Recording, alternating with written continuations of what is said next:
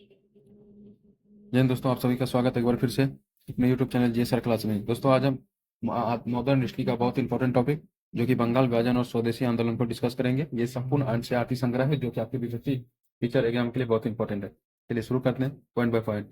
देखिए, वीडियो पूरा देखिएगा, आपको कुछ जरूर बेनिफिट होगा। देखिए, कथा कि बंगाल का विभाजन किस वायसराय के कार्यकाल में हुआ था? Lord Curzon. डायरेक्ट क्वेश्चन आता है कि बंगाल का विभाजन जो हुआ था किस के शासनकाल में हुआ था? लॉर्ड कर्जन के शासनकाल। बंगाल विभाजन की घोषणा कब प्रभावी हुई थी? तो याद रखिएगा 16 अक्टूबर 1905 को। कभी कभी डेट पूछ लिया जाता है कि बंगाल विभाजन की घोषणा कब प्रभावी हुआ? 16 अक्टूबर 1905।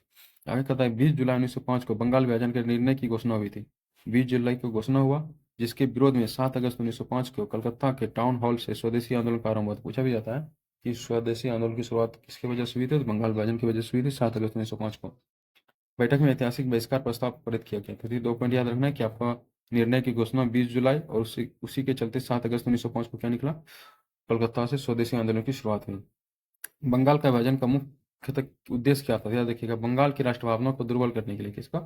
बंगाल की राष्ट्र भावना को कमजोर करने के लिए बंगाल का विभाजन किया गया था कर्जन के द्वारा। देखिए, बंगाल का विभाजन 1905 में जो हुआ था, बंगाल का विभाजन 1905 में हुआ। दोस्तों, अगर आप हमारे चैनल पर पहली बार है तो हमारे चैनल जीएसआर क्लासेस बारे में जरूर सब्सक्राइब करें, आपको कुछ बेनिफिट जरूर मिलेगा।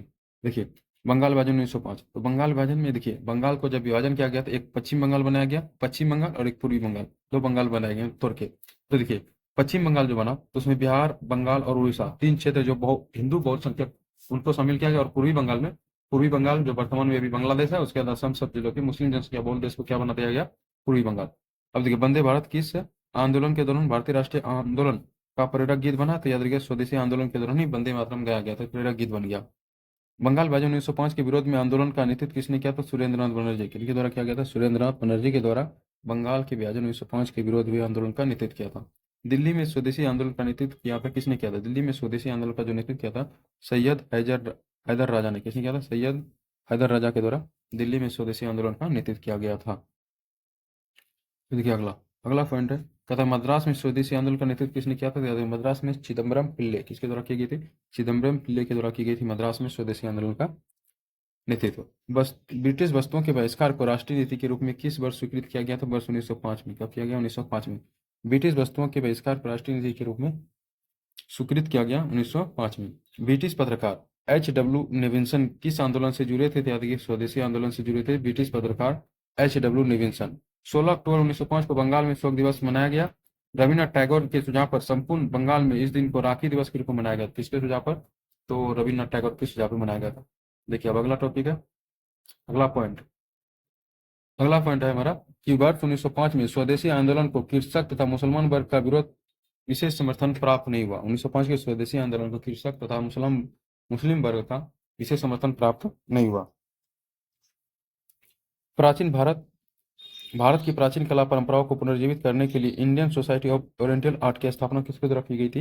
याद रखिए, Indian society of oriental art की स्थापना अविनाश टैगोर। किनके द्वारा? रविंद्रनाथ टैगोर के द्वारा।